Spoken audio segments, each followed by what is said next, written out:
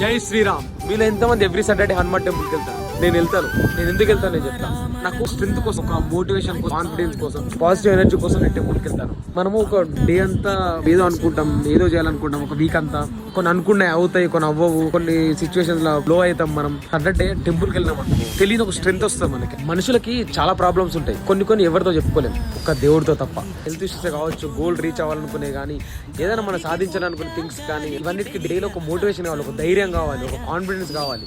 ఈ కాన్ఫిడెన్స్ కోసం నేను టెంపుల్కి వెళ్తాను. ఎవ్రీ సాటర్డే వెళ్ళి కొంచెం మనం అనుకునే షేర్ చేసుకొని, దేవుడు చెప్పి ఆ పాజిటివ్ ఎనర్జీ తీసుకొని, ఆ ధైర్యాన్ని తీసుకొని రీస్టార్ట్ చేస్తాం మనం మన వీక్ ని. చిన్న థింగ్స్ కూడా మీకు అలవాటు అయితే రెగ్యులర్ గా మనం స్నానం చేయం. సో అట్లా రెగ్యులర్ స్నానం చేయనప్పుడు సాటర్డే వచ్చిందంటే కంపల్సరీ చేయాలనిపిస్తుంది. అంటే మనం ఎవ్రీడే నాన్ వెజ్ తింటాం. సో ఆ రోజు సాటర్డే ఒక రోజు స్కిప్ చేస్తాం. అది హెల్త్ కి మంచిది కదా, వెజ్ తింటాం ఆ రోజు.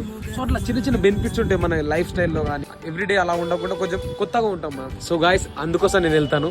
సార్ మీరు ట్రై చేసి చూడండి గాయస్. తెలియని ఒక పాజిటివిటీ మీలో కూడా స్టార్ట్ అవుతుంది. ఎవ్రీ సాటర్డే వెళ్ళే వాళ్ళు ఉంటే కామెంట్ చేయండి గాయస్. ఎవరైనా వెళ్ళాలనుకునే వాళ్ళు కూడా షేర్ చేయండి. జై శ్రీరామ్.